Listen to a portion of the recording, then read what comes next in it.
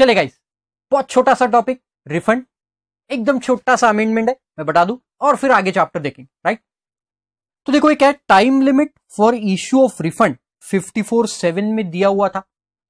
तो पहले क्या था और अब क्या चेंज हुआ वो बताता हूं।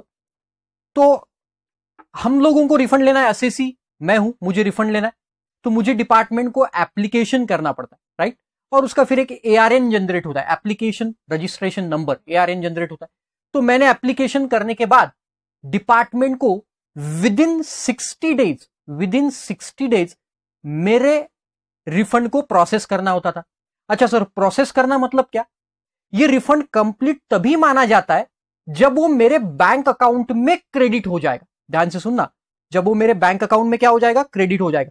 मतलब इन्होंने रिफंड इशू कर दिया, उन्होंने ऑर्डर पास कर दिया, इसका मतलब रिफंड इशू नहीं हुआ।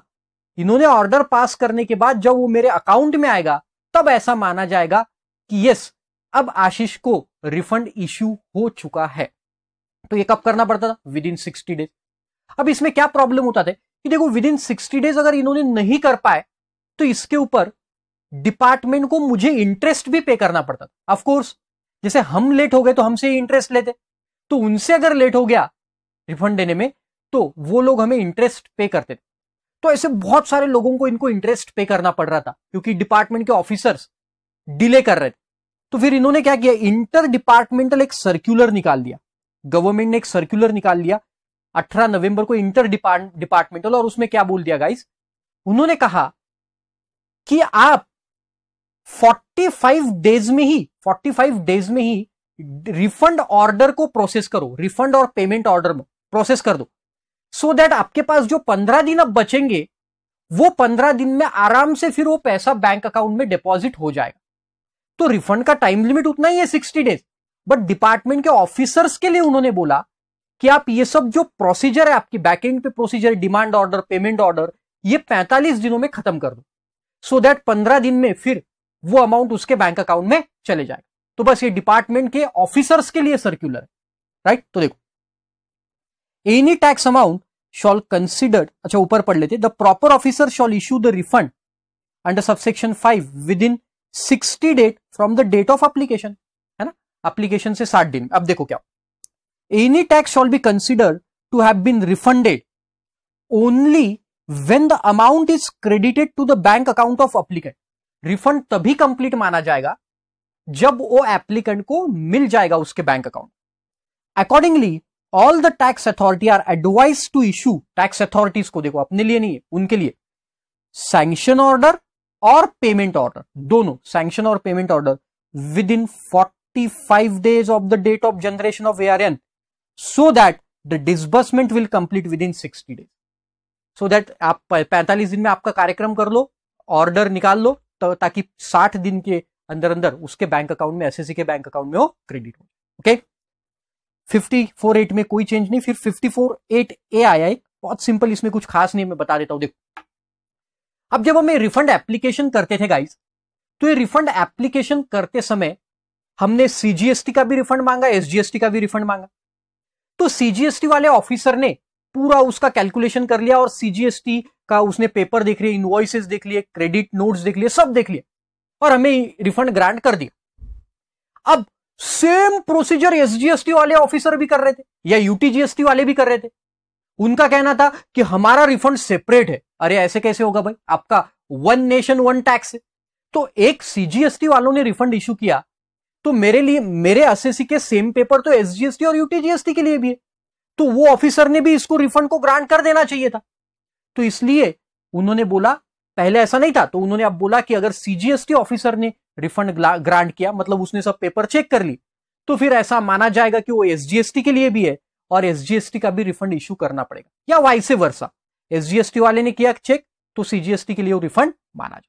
Simple, right. तो देखो, द सेंट्रल गवर्नमेंट में disburse the refund of SGST in such a manner as may be prescribe.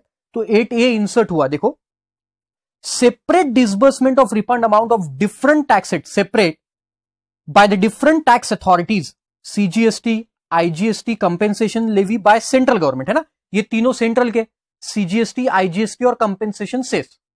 तो इसका रिफंड सेंट्रल गवर्नमेंट देता था, एंड SGST का रिफंड स्टेट टैक्स ऑफिसर देता था। इसके वजह से एसएससी के ऊपर हार्डशिप हो रही थी कि भाई ये तीनों सेंट्रल से मिल जाते थे, सीजीएसटी, एसजीएसटी, आईजीएसटी का, और स्टेट के लिए स्टेट के ऑफिसर के पास जाना पड़ता था। तो ये हार्डशिप हो रही थी, और ये हार्डशिप रुकने के लिए देखो, in order to facilitate the refund application on this account, it has now been decided that for the refund application assigned to the central tax officer, the sanction order and corresponding payment order for the sanction refund amount under all the tax heads shall be issued by central tax officer only। तो central tax officer सभी refund को process कर देगा, चाहे वो SGST का हो, CGST का, आईजीएसटी का, या कंपेंसेशन सेस का। Similarly for the refund application of state और UT tax officer, both sanction order, corresponding payment order for the sanction of refund and all the other heads shall be issued by state or UT tax officer। Similar manner में state और UT tax। Okay? Great। चलो guys, assessment ना बहुत छोटा सा change, एक procedure इसमें insert हुई है। आपको पता है सेक्शन 62 बेस्ड जजमेंट असेसमेंट है ना, बेस्ड जजमेंट असेसमेंट, मैं बता देता हूं इसमें क्या होता है। तो देखो, अगर कोई एसएससी है, देखो मैं कोशिश तो कर रहा हूं कि मैं पूरा आपको पहले बैकग्राउंड बताऊं, और बैकग्राउंड बताने के बाद फिर क्या अमेंडमेंट, क्या चेंजेस आए वो बताओ, राइट। बट अगर आपको फिर भी याद नहीं आ रहे तो आप वो सेक्शन में जाओ, क्योंकि मैंने पेज नंबर वगैरह देके रखा है, तो उस सेक्शन में जाके वो लेक्चर देखो, या आपके बुक में आपने लिख के रखा होगा तो वो चीज देखो, और फिर अमेंडमेंट से कनेक्ट हो जाओ। Okay, that would be great. तो देखो, ये बेस्ड जजमेंट असेसमेंट में क्या होता है कि अगर कोई एसएससी सेक्शन 39 में रिटर्न फाइल नहीं करता है, if he fails to file the return of GST, अगर जीएसटी का रिटर्न फाइल नहीं होता है तो फिर डिपार्टमेंट बेस्ड जजमेंट असेसमेंट कर सकती है। अब बेस्ड जजमेंट असेसमेंट का ऑर्डर इशू करे। अब ये जब ऑर्डर, सेक्शन 62 में ये सब लिखा है, मैंने बताया था आपको, ये ऑर्डर जब इशू होगा, ये ऑर्डर इशू होने के विद इन 30 डेज अगर आप रिटर्न फाइल कर देते हो तो ये ऑर्डर फिर विड्रॉ हो जाता, राइट। तो इसके रिलेटेड प्रोसीजर आई, बेस्ड जजमेंट असेसमेंट कब करना है, इसकी प्रोसीजर, तो वो आपको यहां पे दिए, बहुत सिंपल प्रोसीजर। अगेन बता दो एक छोटा सा पॉइंट, ये बेस्ड जजमेंट असेसमेंट कब तक कर सकते, तो 5 इयर्स, जिस फाइनेंशियल ईयर का आपने रिटर्न फाइल नहीं किया, वहां देखो, जैसे ये फाइनेंशियल ईयर का आपने रिटर्न फाइल नहीं किया, लेट्स से 1920 का है ना, ये फाइनेंशियल ईयर का रिटर्न नहीं फाइल किया, तो ये फाइनेंशियल ईयर का ड्यू डेट जो होगा एनुअल रिटर्न का, due date of annual return मतलब 31 दिसंबर 20, यहां से 5 साल तक, यहां से 5 इयर्स तक, मतलब 1920 का बेस्ड जजमेंट असेसमेंट ये हो सकता है 31 दिसंबर 2025 तक, है ना, यहां तक बेस्ड जजमेंट असेसमेंट हो सकता है। Okay, great. चल, तो अब ये प्रोसीजर देखो बहुत सिंपल है। Standard operating procedure to be followed in case of non filers of return. Based judgement assessment किन के केस में होता है, नॉन फाइलर्स के केस में। ऑफ कोर्स बेस्ड जजमेंट तभी होगा, तो नॉन फाइलर्स के केस में जो बेस्ड जजमेंट होगा उसका प्रोसीजर क्या होगा, तो बहुत सिंपल है, मैं पहले बता देता हूं आपको। देखो क्या होगा कि जो भी जीएसटी की आपकी ड्यू डेट होगी, फॉर एग्जांपल 11th डे हमारा जीएसटीआर 1 का डेट है, तो आपको 3 दिन पहले डिपार्टमेंट से मेल या रजिस्टर्ड मोबाइल पे मैसेज आएगा कि आपकी due date of return 11th है, 3 दिन पहले, राइट। अब 3 दिन पहले मैसेज आने के बाद आपको रिमाइंड किया गया कि आपका due date of filing return है, आपने 11 तारीख को रिटर्न फाइल नहीं किया, तो आप बन गए डिफॉल्टर, क्योंकि आपने रिटर्न फाइल नहीं किया, आपको रिमाइंड भी करवाया भाई हमने, और ये सिस्टम जनरेटेड मेल जाएगा, राइट। अब अगर आपने वो 11th डे ड्यू डेट को रिटर्न फाइल नहीं किया, तो वहां से 5 दिन के बाद, मतलब 16th लेट से आपका जून मंथ का है, जून मंथ का रिटर्न आप जुलाई में फाइल कर रहे हो, तो 8 जुलाई को आपको मेल आया पहला कि आप 11 जुलाई को रिटर्न फाइल कर देना। फिर आपने नहीं किया तो आपको 16 जुलाई को वापस एक मेल आएगा, 16 जुलाई को, और बोलेगा कि 15 दिन के अंदर अंदर आशीष रिटर्न फाइल कर दे भाई। यार देखो बता रहा हूं, 15 दिन के अंदर अंदर, मतलब 16 जुलाई से 15 दिन, 31 जुलाई तक रिटर्न आप फाइल कर दो। 31 जुलाई तक अगर आप 31 जुलाई तक रिटर्न फाइल करते हो तो ओके, कोई प्रॉब्लम नहीं है। लेकिन अगर 31 जुलाई तक रिटर्न फाइल नहीं करते हो तो हम आपका कर देंगे बेस्ड जजमेंट। और ये जो 16 को नोटिस इश्यू होगी ये फॉर्म 3A में इश्यू होगी, फॉर्म 3A में। ओके, अब 31 तक भी आपने रिटर्न फाइल नहीं किया तो अब आपका बेस्ड जजमेंट असेसमेंट शुरू हो जाएगा। और याद रखना, ये बेस्ड जजमेंट असेसमेंट के लिए अब आपको अलग से कोई नोटिस इश्यू नहीं की जाएगी।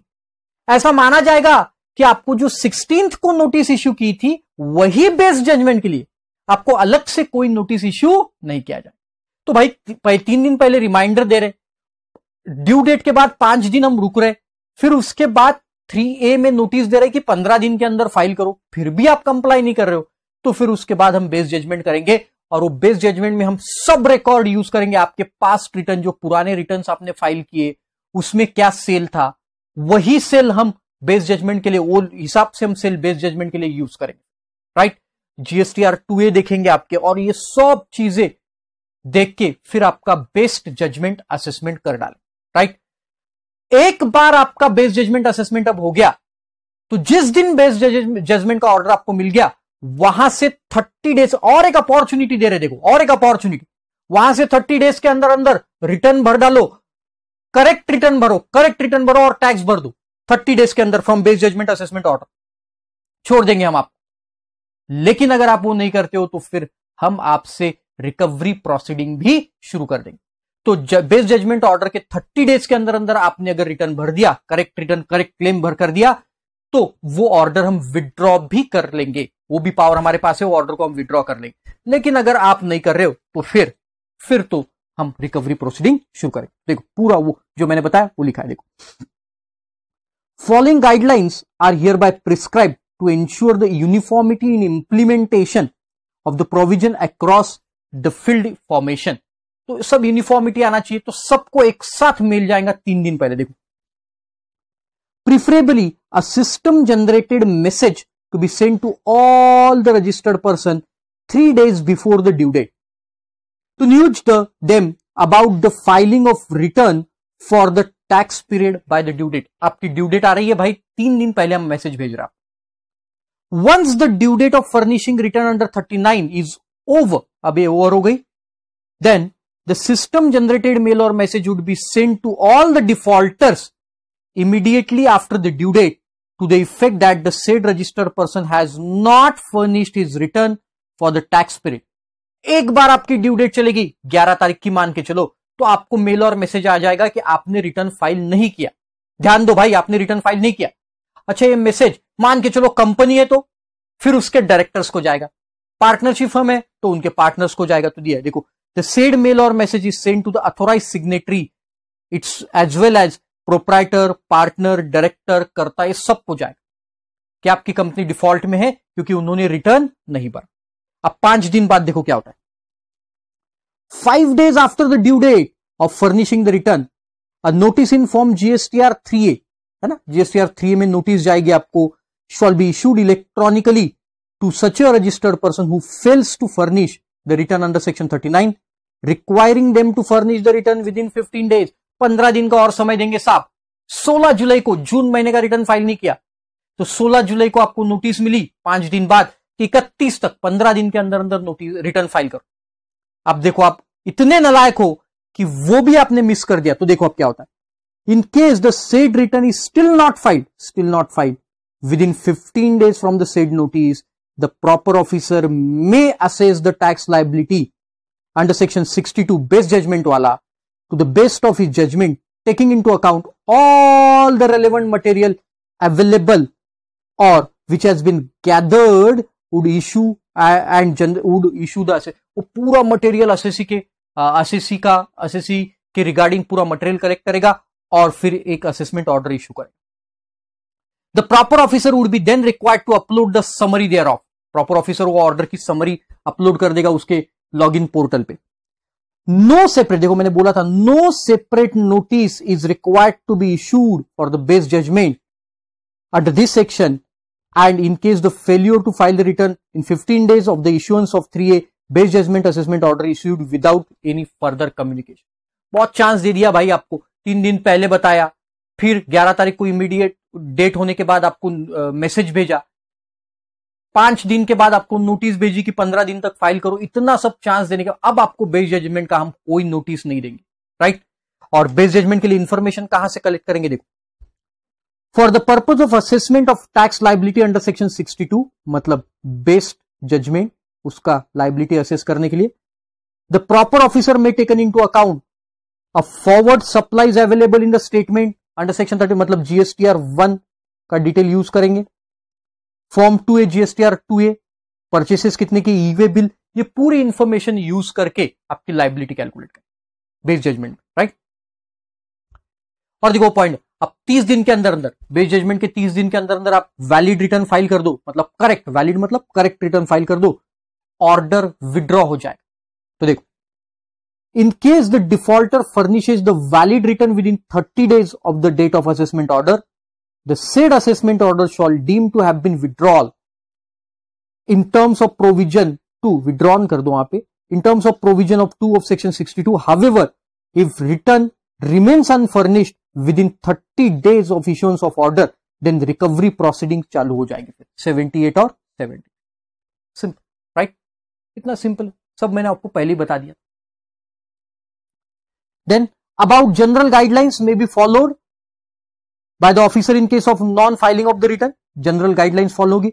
इन डिजर्विंग केसेस, मतलब डिपार्टमेंट को लगता है कि नहीं भाई ये तो असेसी भाग जाने वाला है रिटर्न फाइल ना करके, तो फिर वो प्रोविजनल अटैचमेंट भी कर सकता है। कमिश्नर में resort the provisional attachment to protect the revenue, provisional attachment मतलब असेसी के कोई प्रॉपर्टी वगैरह अटैच कर सकते हो लोग, राइट। तो ये प्रोविजनल अटैचमेंट की भी पावर इनके पास है। Further the proper officer would initiate the action under subsection 2 of section 29 for cancellation of registration where return has not be furnished for the period of specified in section 29। जो 6 month के consecutive आप return file नहीं करते हो, 6 month, याद है आपको section 29 में बताया था, तो आपका रजिस्ट्रेशन भी कैंसिल करने के पावर उनके पास, सिंपल, राइट। 3 दिन पहले नोटिस, डेट जाने के बाद एक मैसेज, फिर 5 दिन बाद 3A में नोटिस, 15 दिन देंगे, 15 दिन में रिटर्न फाइल करो, नहीं किया तो बेस जजमेंट, ऑर्डर आने के बाद 30 days में करो, ओके, नहीं तो फिर रिकवरी प्रोसीड। कितना सिंपल, राइट। चल then next, inspection, search, seizure and arrest, very important amendment आया है गाइस, वेरी इंपॉर्टेंट। और वो अमेंडमेंट है ई वे बिल से रिगार्डिंग, जिसका बहुत दिनों से इंतजार था। तो ये एक्ट में तो डाल के रखा था, लेकिन इसका इंप्लीमेंटेशन, मतलब इसको एक्टिव नहीं किया था, जो अभी कर दिया उन्होंने 21 नवंबर से। तो क्या है देखो, ये सिंपल बोलता है, अगर कोई असेसी, ध्यान से सुनना, कंसेक्यूटिव 2 पीरियड्स के जीएसटी रिटर्न नहीं फाइल करता है, जीएसटीआर 1 हो या 3B हो, अगर कोई एसएससी जीएसटीआर 1 या GSTR 3B, and in case of composition dealer CMP 08 form, याद है आपको कंपोजिशन के केस में कौन सा फॉर्म है, CMP 08। अगर वो CMP 08 2 कंसेक्यूटिव पीरियड के नहीं फाइल करता है, इन केस ऑफ कंपोजिशन वाला सेक्शन 10 वाले एसएससी, या फिर दूसरे जो एसएससी से अदर देन कंपोजिशन वाले फॉर्म जीएसटीआर 3B या जीएसटीआर 1 2 कंसेक्यूटिव पीरियड के लिए फाइल नहीं कर रहे, तो फिर आपकी ई वे बिल की फैसिलिटी बंद कर दी जाएगी, ब्लॉक कर दी जाएगी। मतलब अब आप ई वे बिल नहीं बना पाओ, ना ही कंसाइनर बना पाएगा, ना ही कंसाइनी, मतलब वो जैसा मैं गुड्स बेच रहा हूं तो ई वे बिल तो कोई भी बना सकता है ना सर, ऐसा हो। देखो मैं आपको कंसाइनर हूं, मैं आपके दिमाग में आ सकता है ऐसे, आप कंसाइनी हो और एक ट्रांसपोर्टर है, राइट। तो तीनों में से कोई भी ई वे बिल बना सकता है। तो अगर मैं ई वे बिल नहीं बना पा रहा हूं क्योंकि मैंने रिटर्न फाइल नहीं की, तो आप बोलेंगे ठीक है तू मत बना, मैं बना देता हूं ना, कंसाइनी बना देगा। तो वहां पे लिखा है ना कंसाइनर बना पाएगा, ना कंसाइनी, ना ट्रांसपोर्टर, तीनों नहीं बना पाए, ई वे बिल नहीं बना पाए, राइट। कमिश्नर को फिर पावर दी, अगर सफिशिएंट कॉज है तो वो कमिश्नर ये कंडीशन, मतलब ये जो रेस्ट्रिक्शन है उसके ऊपर, उसको हटा सकता है। तो देखो पहले अपन पढ़ते हैं, notwithstanding anything contained in sub rule 1, सबको सब रूल 1 को ओवरराइड करेगा। नो पर्सन इंक्लूडिंग, देखो consignor, consignee, transporter, e commerce और कुरियर एजेंसी, कोई भी ई वे बिल नहीं बना पाएगा, shall be allowed to furnish the information in part A of GST e way bill EWB 01। तो पार्ट ए नहीं भर पाएंगे in respect of registered person where the supplier और रेसिपिएंट हु, कौन, देखो कौन, एक्सक्यूज मी, ऐसा सप्लायर और रेसिपिएंट कौन सा, देखो, being a person paying the tax under section 10, मतलब एक कंपोजिशन वाले की बात कर रहा है,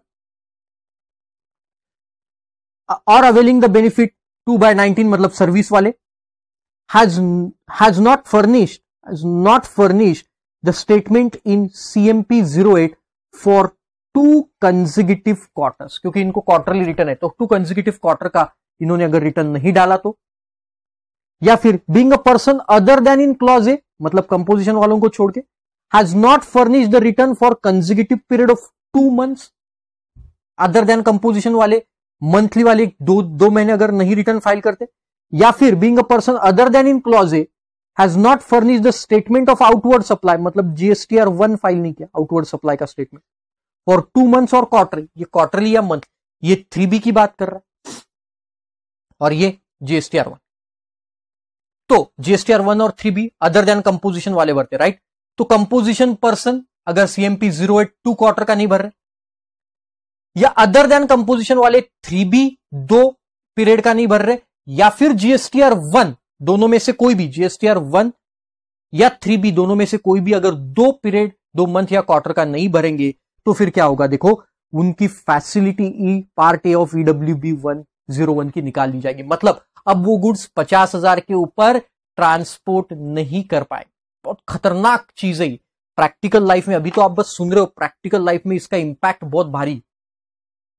तो अगर कोई पर्सन ऐसा फाइल नहीं करता है तो उसका ट्रांसपोर्टेशन बंद हो जाएगा। सोचो आप, बिजनेस ही बंद हो गया ना, ट्रांसपोर्टेशन बंद हो गया, गुड्स ही नहीं जा रहा इधर के उधर, खत्म ही हो गई बात। ना ही वो बना पा रहा है, ना कंसाइनी, ना ट्रांसपोर्टर, कोई नहीं बना पा रहा, तो सब रुक जाएगा। प्रोवाइडेड दैट कमिश्नर में on the receipt of application in the form GST EWB 05 on sufficient cause being shown. मैंने बोला अरे साहब मैं कैसे रिटर्न फाइल करता, मैं तो जेल में बंद था ना, पिछले 3 महीने से जेल में बंद था, तो इसलिए मैं रिटर्न फाइल नहीं कर पाया। मुझे एक काम करो, मैं अभी के अभी रिटर्न फाइल कर देता हूं, सफिशिएंट कॉज बीइंग शोन, ये फॉर्म में मुझे एप्लीकेशन करना पड़ेगा बाय, तो commissioner by order in writing in this form, मतलब ये फॉर्म में ऑर्डर देगा allowing to furnish the said information in part A of EWB 01। तो ये फॉर्म के नाम आपने याद नहीं रखे तो भी चलेगा, EWB 05, 06, मुझे बहुत सारे स्टूडेंट पूछते, आपने याद नहीं रखा तो, लेकिन आप एप्लीकेशन कर सकते हो EWB 05 में, और कमिश्नर आपको बोलेगा EWB 06 में, ओरली थोड़ी ना बोलते, ऑर्डर देगा कि भाई चलो आप ये पार्ट ए अब भर सकते हो, लेकिन रिटर्न जरूर भर देना, subject to condition and restriction डालेगा कि रिटर्न आप भर। Provided further that no order rejecting the request to furnish the information in Part A in EWB 01 under the first proviso shall be passed without the said person opportunity। आप जब EWB 05 में application करेंगे, अगर commissioner उसको reject कर देगा तो आपको अपॉर्चुनिटी ऑफ बीइंग हर्ड दी जाएगी, नेचुरल जस्टिस है। Provided further that the permission granted or rejected by the commissioner of state और commissioner of union territory shall be deemed to be granted और rejected by the commissioner, है ना। तो commissioner state का commissioner देगा तो central के commissioner के ऊपर वो बाइंडिंग रहेगा, और सेंट्रल का कमिश्नर ऑर्डर देगा वो स्टेट का माना जाएगा। और कमिश्नर कौन सा, आपका पहचान वाला कमिश्नर क्या, नहीं, आपके ज्यूरिसडिक्शन वाला commissioner. Commissioner shall mean the jurisdictional commissioner, otherwise आपके पहचान के कमिश्नर से EWB 05 बना के डाल दोगे और वो EWB 06 में देगा, ऐसा चलेगा,